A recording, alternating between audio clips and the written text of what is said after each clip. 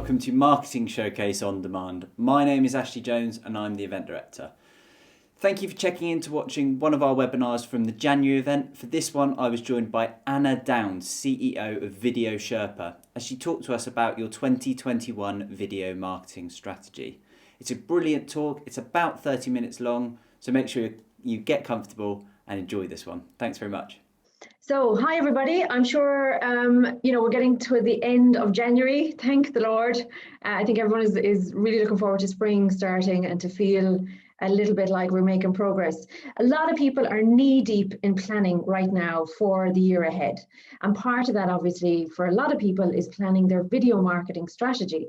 Because as most of us now realize, video is one of the most powerful tools in our arsenal.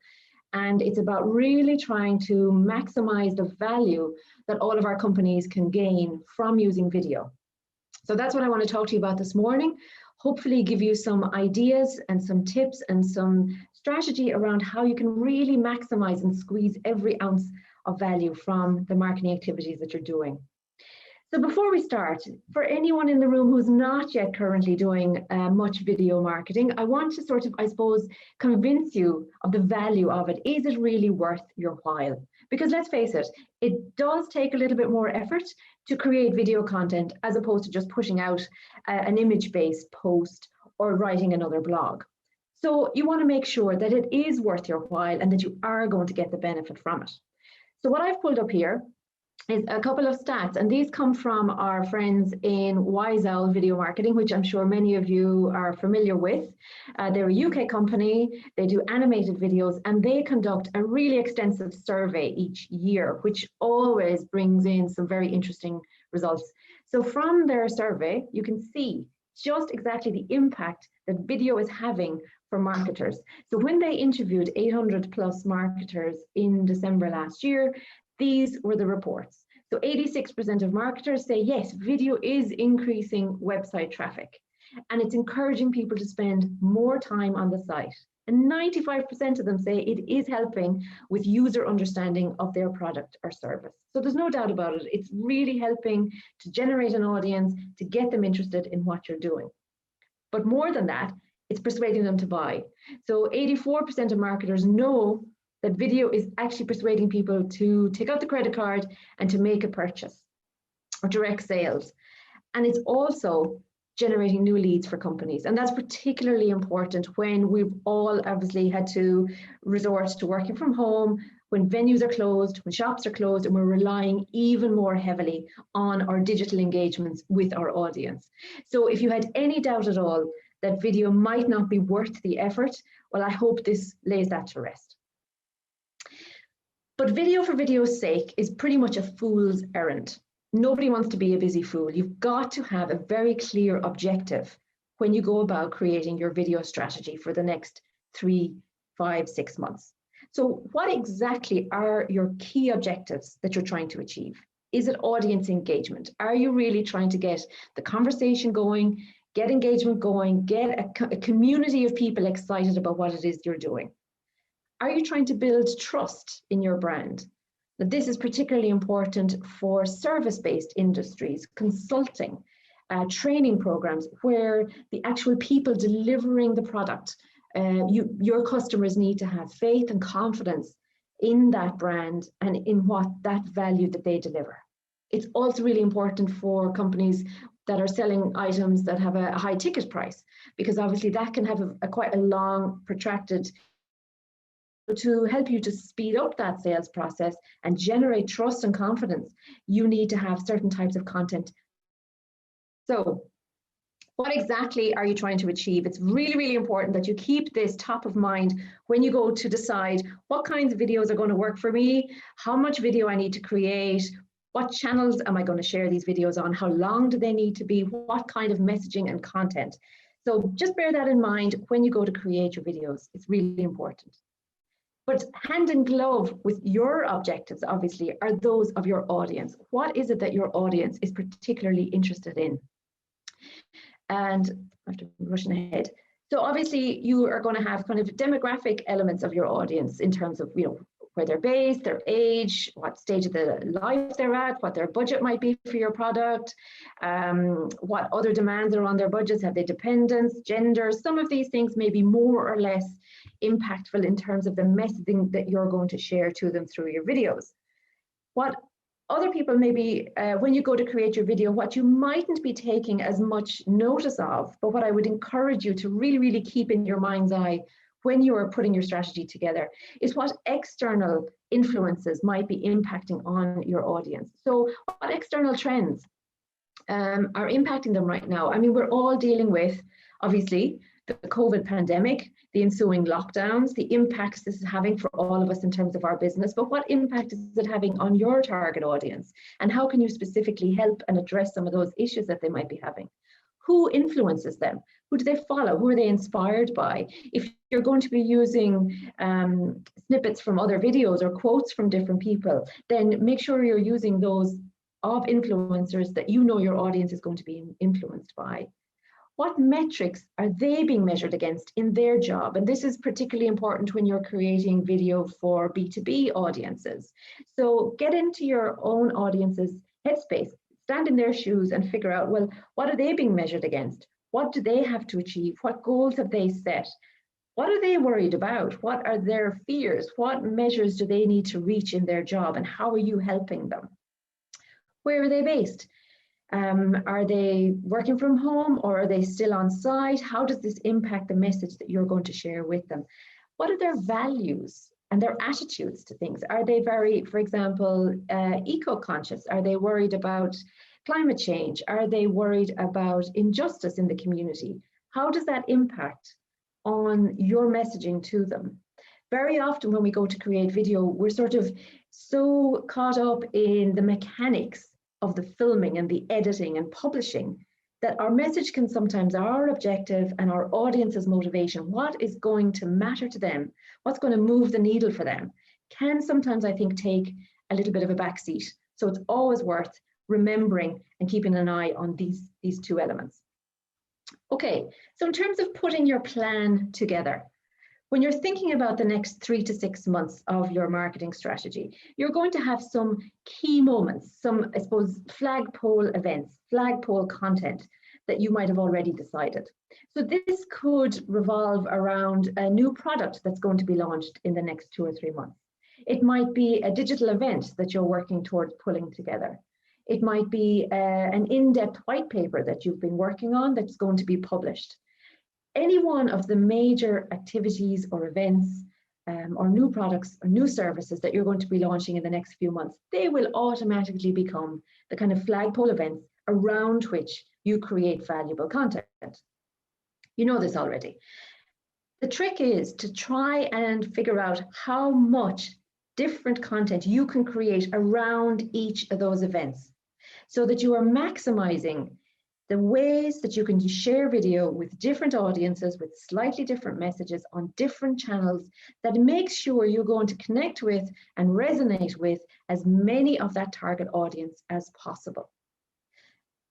We've kind of moved away from having a video around something. We now need to have a selection box of videos because it's not going to resonate with everybody. One piece of content is not going to hit the mark.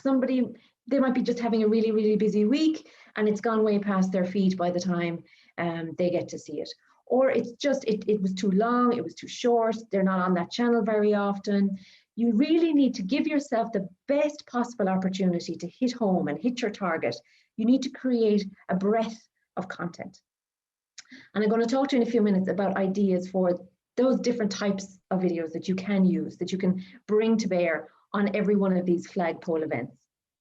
But when you're creating a video marketing strategy, it's really important that you don't limit yourself to just these few key events, because really the power of video is in the constant delivery, the constant drip feed of valuable information. And it's that ongoing conversation that you're trying to really start to build up and to create that velocity. Because if you know video works, then you've got to do it more regularly, more frequently, and to be sort of smart about your video resources so that you're getting best bang for your buck, and that everything that you film, that you can reuse in as many ways as possible to get most value from the time, the effort, and the budget that you're putting into it. So as well as these flagship pieces of content, you also need to consider what other smaller pieces of content can I create around that or in between those major moments. And what clips, what footage have I got that I can repurpose in different videos with different messages for different audiences on different channels, so that you're being really, really smart and environmentally friendly. You're recycling your footage as much as is humanly possible. This is our entire sort of MO in Video Sherpa. We're all about helping companies to be smarter about their video, so that they're getting way more value for each video that they create, being able to reuse it in different ways, in different types of videos for different audiences, because that is what is going to really amplify the conversation that you're having with your audiences, and making sure you're connecting with them wherever they are, whenever they log on, whatever channel they prefer. So primary and secondary content, that's the start. And then you need to really tease out what are the best types of content that you can create. And when we go to create video, when we're planning a strategy, we often come, maybe 2 or 3 types of video come to mind. We often think of, okay, well, we're going to do a product demo. If it's a food product or a beverage product, we might think of recipes. If it's a training course, we might do, a piece to camera with one of our trainers. But really, there's so many different options for you to create. And that's what I want to spend a couple of minutes now giving you different ideas, different types of content that are very, very achievable for people to achieve in-house.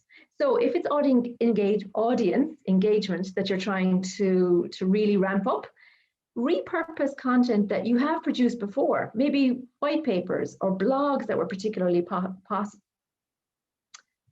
popular.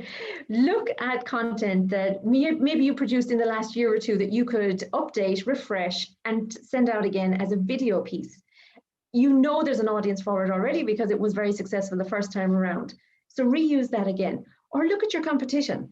Or do Google searches for keywords related to your industry. What are the most commonly searched terms? And take inspiration from what people are actively looking for. And rather than trying to compete on those keywords, produce video content around those keywords. You know then that there is an audience for what what you are creating. So it's really worth your while. If you're in the B2C area, do an Ask Me Anything.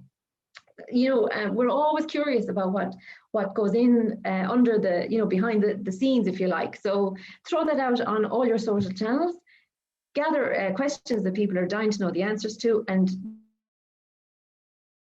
there you go. Fodder for a couple of different videos, perhaps.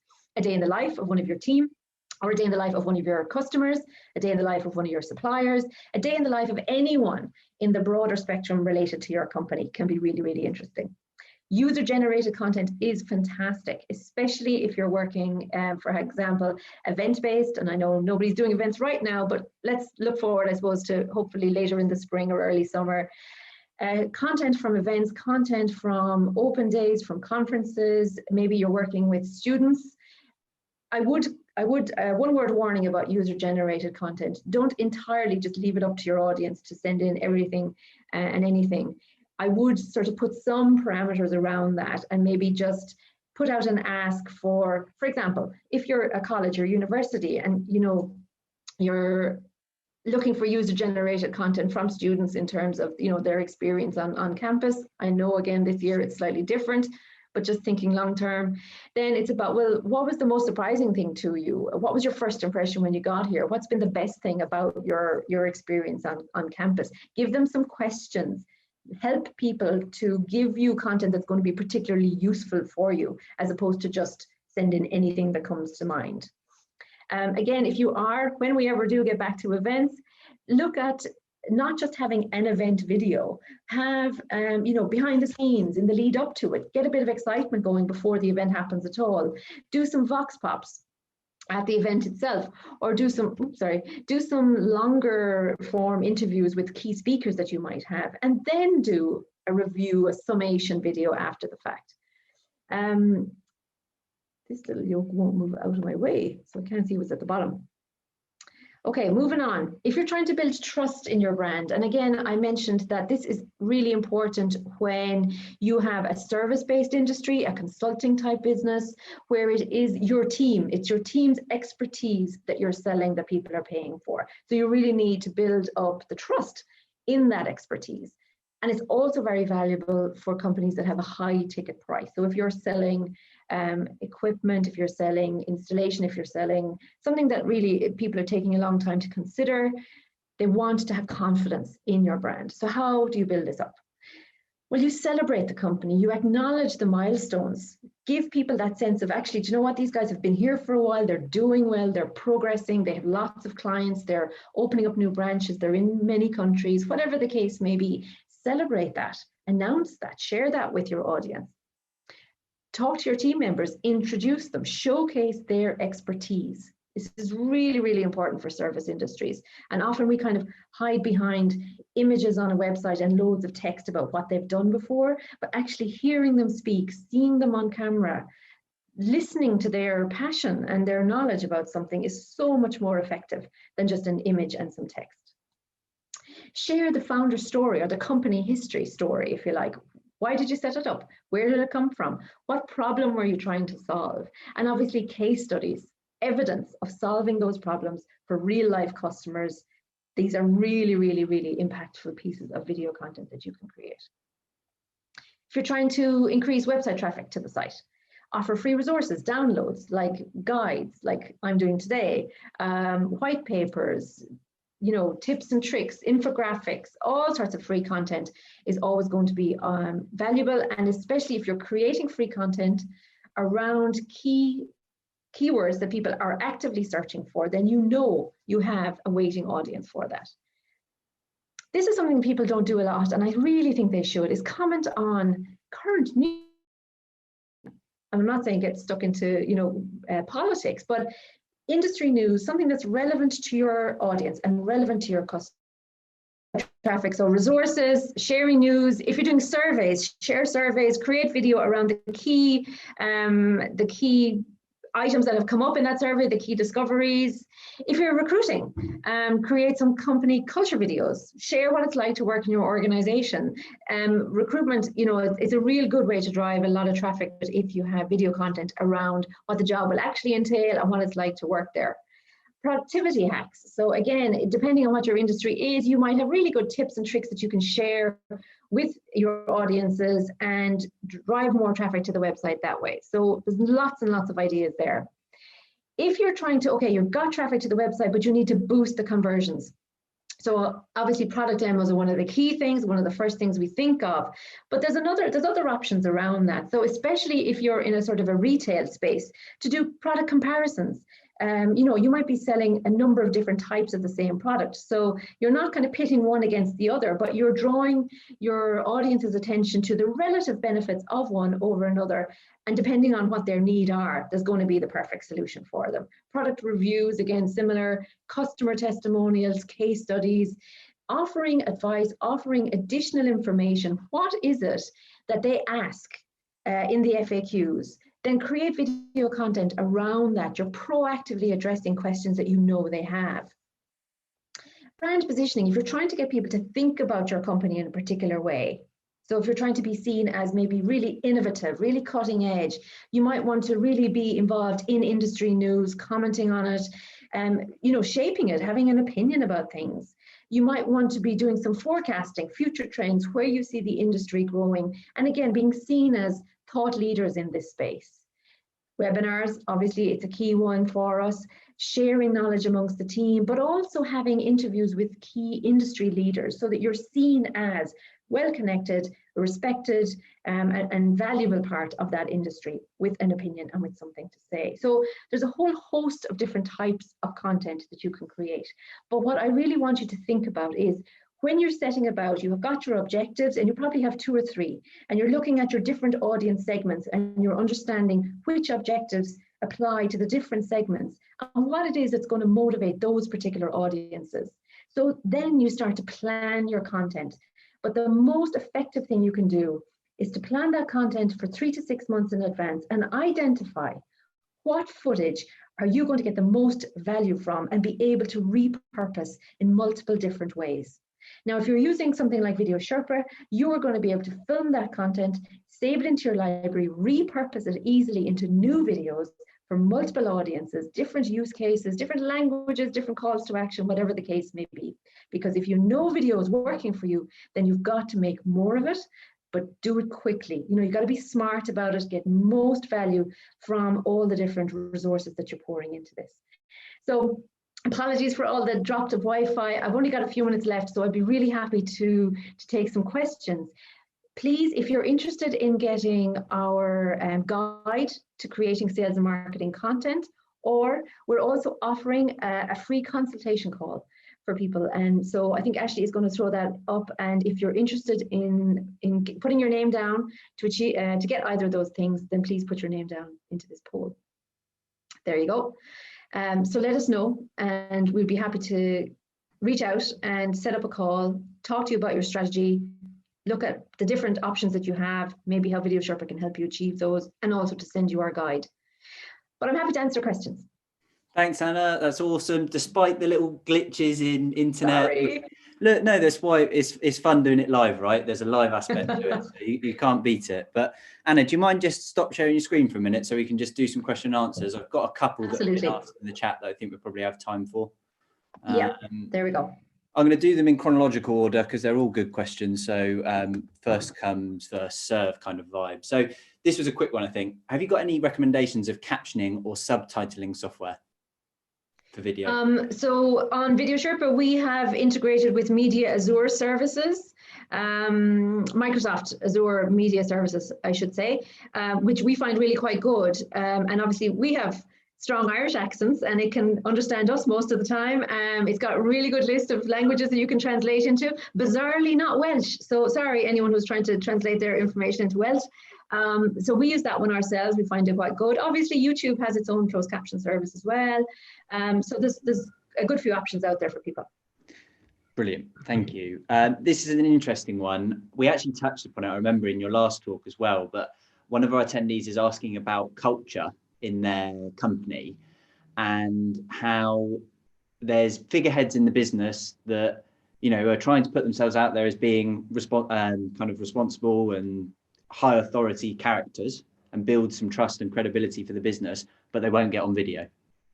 How do you deal with that sort of anxiety around being filmed? Yeah, the main thing to do is use voiceover.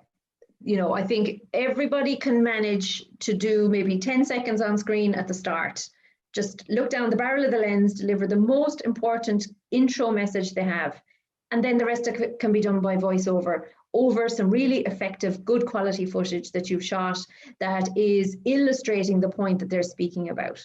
Now, if somebody feels like they're not going to be on camera all the time, that really, really helps them to relax into it.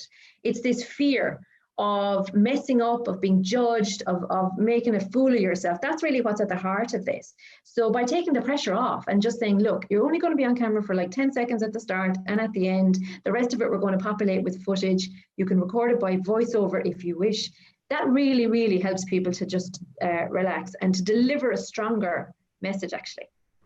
Okay, brilliant. Thank you. Marie's asked, hi, Anna, thanks for the presentation. So good feedback. Any suggestions on how you measure the success of video? Again, I think you have to look at the objective in the first place. So if you were just trying to get traffic to the website and you do that, well, you met your objective. But if getting traffic to the website doesn't yield some kind of conversion, either you got inquiries or people downloaded or you had bookings, you know, what is the ultimate goal here? You've got to always keep that at top of mind, because if you're just creating video for the sake of having some video on your YouTube channel, then you're putting a lot of effort and time into something that isn't going to move the needle for you. So understand your absolute top core objective. and keep an eye on that. So if you're creating, say, 2 videos a month over the next 6 months, and if you're not seeing any bounce in terms of the number of leads, inquiries, or sales coming through, then you've got to relook at what kind of content you're creating, or where you're sharing it, or who's the audience. If you're creating content and it's not actually getting much engagement, then maybe it's way too long. People aren't going to sit through 6 minutes of you guys, somebody waffling on about their company, unless you're talking about the benefit to their audience. And people particularly prefer shorter form content, which we know.